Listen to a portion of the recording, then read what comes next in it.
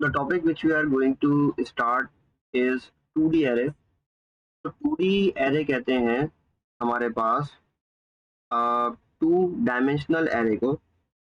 अगर हम शॉर्ट में कहें तो उसको एरे ऑफ एरेज कहते हैं। फॉर एग्जांपल, इसका जो बेसिक स्ट्रक्चर होता है मेन मेमोरी के अंदर कि किस तरह से डेटा इस एरे में स्टोर हो सकता है, वो एक ग्रिड फॉर्म के अंदर स्टोर होता है। तो फॉर एग्जांपल, अगर मैं यहाँ पर एक टेबल बनाता हूँ या ग्रिड बनाता हूँ और मैं उसमें फॉर एग्जांपल 1 2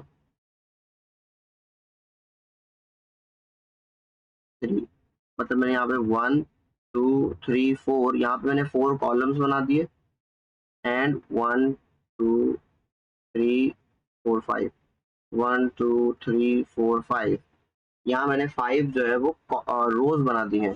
तो ये जो हमारा मैट्रिक्स है या जो ग्रिड है, ये बेसिकली हमारे पास 5/4 का होता है, जिसमें फर्स्ट वैल्यू रिप्रेजेंट करती है रोज को जो कि हॉरिजॉन्टल लाइंस होती हैं, और जो सेकंड वैल्यू होती है वो हमारी रिप्रेजेंट करती है कॉलम्स को। और ये जो एक ग्रिड है इसके अंदर टोटल हमारे पास 5 4 20 एलिमेंट्स जो है वो स्टोर हो सकते हैं। मतलब जो साइज ऑफ एन एरे है वो हमारे पास 20 है, 5 रोज हैं और 4 कॉलम्स हैं। अब 2D एरे में, मतलब 1D एरे में हमारे पास सिर्फ एक ही इंडेक्सेस थे, मतलब या तो वो रोज वाइज होते थे या कॉलम वाइज हो सकते थे। वेयर एज 2D एरे में हमारे पास 2 इंडेक्सेस हैं, तो एक रोज के लिए है और एक कॉलम के लिए है। अब अगर मुझे फॉर एग्जांपल ये स्ट्रक्चर जो है वो क्रिएट करना है रैम के ऊपर या मेमोरी के ऊपर, तो हमें इसको डिक्लेयर करना पड़ेगा। डिक्लेयर करने से पहले कुछ कीवर्ड्स मैं बता दूं। ये यहाँ पर ये कहलाएगा हमारे पास लोअर बाउंड ऑफ कॉलम, तो मैं इसको शॉर्ट फॉर्म में LBC कह रहा हूँ। तो ये कराएगा अपर बाउंड ऑफ कॉलम, ये कहलाएगा लोअर बाउंड ऑफ रो, और ये कहलाएगा हमारे पास अपर बाउंड ऑफ रो। ठीक है, now I am going to declare this 2D array in a pseudocode syntax. तो just write डिक्लेयर, पहले मैं सिंटेक्स लिख देता हूँ, उसके बाद इसी एग्जांपल को लिख के दिखाता हूँ। डिक्लेयर आइडेंटिफायर, मतलब हमारे पास एरे का नाम जो भी होगा वो लिखना। डिक्लेयर एरे का नाम कॉलन, एरे जो है वो कीवर्ड यूज होगी हमारे पास, फॉलोड बाय, अब हमारे पास लोअर बाउंड ऑफ रो, तो याद रखना रो हमेशा पहले आती है, कॉमा अपर बाउंड ऑफ रो। ठीक है, तो lower bound of rho, sorry comma नहीं आगा, colon, lower bound of rho colon upper bound of row, and then separated by a comma, lower bound of column colon upper bound of column, of लिख के यहाँ पे लिख देना just data type. तो this is a syntax. तो अक्सर बच्चों को ये सिंटेक्स भी याद नहीं होता, तो करीबन ये 2 मार्क्स का भी आ सकता है लिखने के लिए, और ये 3 मार्क्स का क्वेश्चन भी आ सकता है आपके पास। अब अगर मैं इसकी एग्जांपल दूं तो simply just right declare, let suppose ये जो एरे है इसका नाम है मार्क्स, तो just right declare marks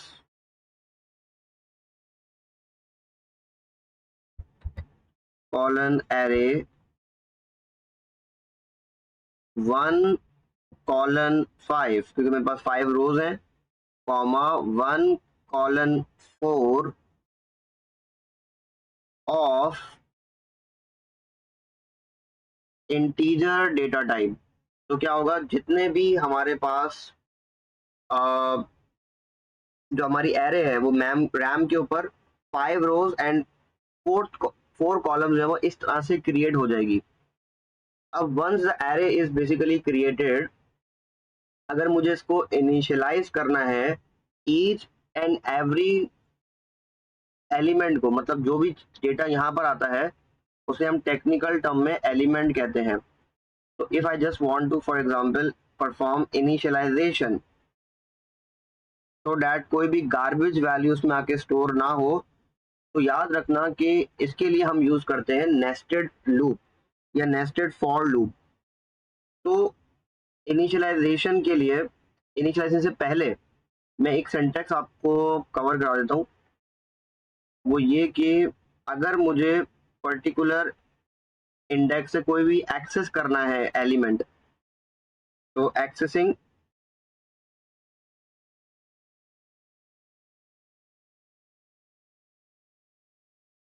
N element from a 2D array.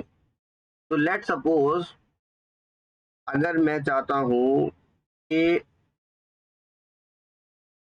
Third row and second column के ऊपर वैल्यू आ जाए 74, तो कैसे आएगी? एरे का नाम लिखना, मार्क्स, एंड सेकंड रो मेरे पास मतलब थर्ड रो है, तो पहले याद रखना हमेशा रो आती है और दूसरी वैल्यू हमेशा कॉलम की होती है। तो कॉलम मैंने रखा हुआ है सेकंड, और असाइनमेंट ऑपरेटर देके मैंने यहाँ पर क्या कर दिया, 74 कर दिया। मतलब मैंने असाइन कर दिया third row and second column के ऊपर। एक और एग्जांपल अगर मैं दूं, तो लेट सपोज एरे का नाम लिखा आपने, फर्स्ट वैल्यू पे कॉलम दिया, सेकंड वाली वैल्यू के ऊपर लेट सपोज आपने लिख दिया फर्स्ट वैल्यू पे रो, सेकंड वैल्यू पे कॉलम, और यहाँ लिख दिया 50। तो फर्स्ट रो थर्ड कॉलम, तो यहाँ पर आ जाएगा 50। इस तरीके से एक्सेस होता है। अगर मुझे फॉर एग्जांपल असाइनमेंट के साथ साथ अगर फॉर एग्जांपल डिस्प्ले कराना है, तो मैं सिंपली डिस्प्ले कराने के लिए भी पर्टिकुलर एलिमेंट को डिस्प्ले कराने के लिए भी सिंपली आउटपुट की कमांड लिखूंगा, एरे का नाम लिखूंगा, और लेट सपोज 1,3 लिखूंगा खाली। तो ये कंप्यूटर की स्क्रीन के ऊपर जो भी फर्स्ट रो और थर्ड कॉलम में एलिमेंट होगा उसको डिस्प्ले कर देगा, मतलब 50 डिस्प्ले हो जाएगा। और अगर मुझे डेटा इंसर्ट करना है थ्रू अ कीबोर्ड, इनपुट की स्टेटमेंट यूज होती है कमांड, तो जस्ट राइट इनपुट मार्क्स लिखा 2,4, तो सेकंड रो फोर्थ कॉलम, मतलब जो भी डेटा मैं कीबोर्ड के through at the time of execution input करूंगा वो second row and fourth column के ऊपर इंसर्ट हो जाएगा। लेट्स सपोज मैंने 30 एंटर किया, तो 30 यहाँ पे सेकंड रो और फोर्थ कॉलम के ऊपर आ जाएगा। अब जब हमें इनिशियलाइजेशन परफॉर्म करनी होती है, तो इंटीजर डेटा टाइप को हम इनिशियलाइज करते हैं जीरो से, रियल को भी जीरो से, स्ट्रिंग को नल से by writing 2 times double quotation, चार को सिंगल कोटेशन से करते हैं by writing 2 times single quotation. तो अगर इस वाली एरे को मैं इनिशियलाइज कर रहा हूँ, तो इनिशियलाइजेशन के लिए हम करते हैं नेस्ट, यूज करते हैं नेस्टेड फॉर लूप, क्योंकि हमें ईच एंड एवरी एलिमेंट को एक्सेस करना है। तो अगर मैं फॉर एग्जांपल एक एक इंडिविजुअली मार्क्स 1,1 असाइनमेंट ऑपरेटर ही लिखूंगा, फॉर एग्जांपल अगर मैं एक एक करके करूं, marks 1,1 first row first column को 0, फिर for example marks 1,2 assignment operator 0, मतलब मुझे, हाँ, मुझे तकरीबन 20, तकरीबन का मतलब 20 स्टेटमेंट लिखनी होगी for each and every element. तो बेहतर नहीं है कि मैं सिंपली एक फॉर लूप बनाऊं, for I variable counter variable भी होगा, मतलब आई से अच्छा है कि हम यहाँ पे मीनिंगफुल वेरिएबल्स को यूज कर लें। बता दो वो कौन से यूज कर सकते हैं हम। फॉर एग्जांपल यहाँ आप यूज कर लो आउटर लूप के लिए मैं रो का वेरिएबल यूज कर रहा हूँ, रो नाम का, और इनर लूप के लिए मैं कॉलम के लिए कर सकता हूँ। तो आउटर के लिए भी आप कॉलम बना सकते हो और इनर लूप के लिए रो बना सकते हो, वाइस वर्सा कर सकते हो। तो for row assignment operator 1 2 we have total 5 rows, तो ये जो आउटर लूप है वो 5 टाइम्स चलना चाहिए। इंडेंटेशन देके मैंने एक और लूप क्रिएट किया, तो ये नेस्टेड लूप कह रहा है, loop with in a loop. तो जो इनर लूप है वो कॉलम के लिए होगा, and we have total 4 columns. And then हमने एरे का नाम लिखा, और फर्स्ट वैल्यू हमेशा रो आएगी यहाँ पे, और सेकंड वैल्यू हमेशा कॉलम के वेरिएबल के लिए लिखेंगे हम, and then use assignment operator and then write 0। ये आ जाएगा नेक्स्ट कॉलम, और ये आ गया हमारे पास नेक्स्ट रो। तो हो क्या रहा है इसके अंदर, इसमें सिंपली अगर मैं यहाँ पर एक kind of a dry run कर लूँ,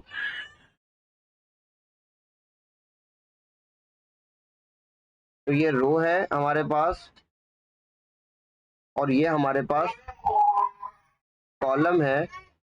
तो फॉर एग्जाम्पल अभी इनिशियली रो की वैल्यू 1 हुई, वो चेक करेगा क्या 1 लेस देन इक्वल टू 5 है, कंडीशन ट्रू, आउटर लूप की बॉडी में आ जाएंगे, dates a complete outer loop body, ठीक है, याद रखना।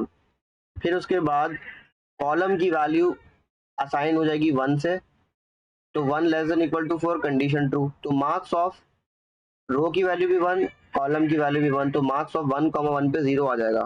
तो मतलब ये जो हमारी एरे है 2D array, 1 first row first column के ऊपर 0 आ जाएगा। जब मैं, याद रखना नेस्टेड लूप में इनर लूप कंप्लीट 4 टाइम्स चलेगा, फिर आप उससे बाहर आएंगे।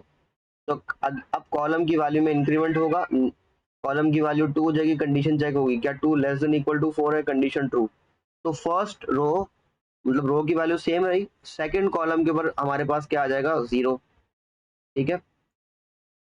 फिर हमारे पास कॉलम की वैल्यू 3 हो जाएगी और 3 लेस देन इक्वल टू 4 है, तो फर्स्ट रो थर्ड कॉलम के ऊपर भी हमारे पास 0 आ जाएगा, एंड फोर्थ जैसी कॉलम होगा तो फर्स्ट रो फोर्थ कॉलम के ऊपर भी हमारे पास जो है वो 0 आ जाएगा। अब जब हमने लूप कंप्लीट किया अपना इनर लूप, क्योंकि वो 4 टाइम्स रन हो चुका है, जैसे ही नेक्स्ट रो करेंगे, now the value of row becomes 2 and 2 is less than equal to 5। दोबारा से हम इनर लूप आउटर लूप की बॉडी में आएंगे और हमें एक और हमें दोबारा से इनर लूप इनकाउंटर होगा, और for column assignment operator 1, now the column value again becomes 1।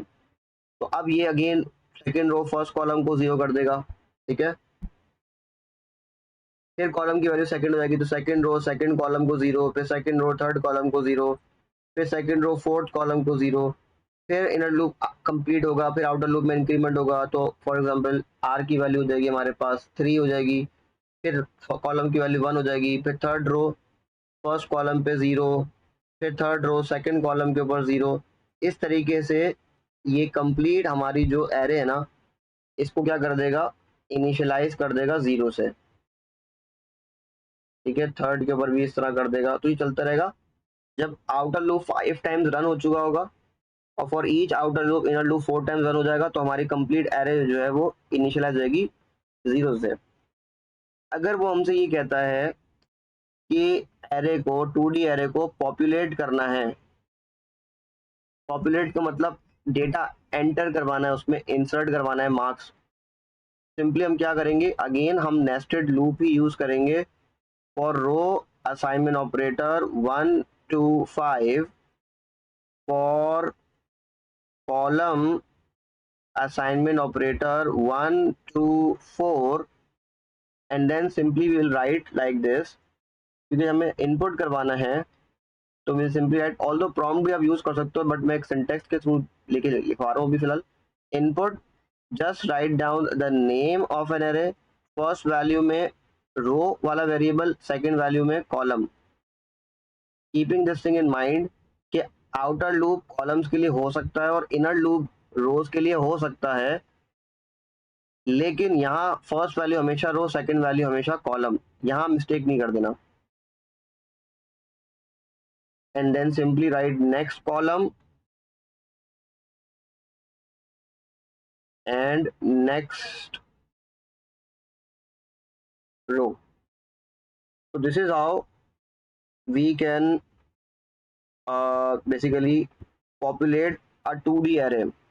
अगर हमारी 2D array में डेटा वैल्यू स्टोर्ड है और हमें just complete element each and every elements को जो है वो डिस्प्ले करना है, तो हम क्या करेंगे, अगेन हम यही सिंटैक्स यूज करेंगे, जस्ट हम जो है वो इनपुट को रिप्लेस कर देंगे विद आउटपुट। तो अगर फॉर एग्जांपल हमें डिस्प्ले कराना है each and every element in a 2D array, तो again for row assignment operator 1 to 5,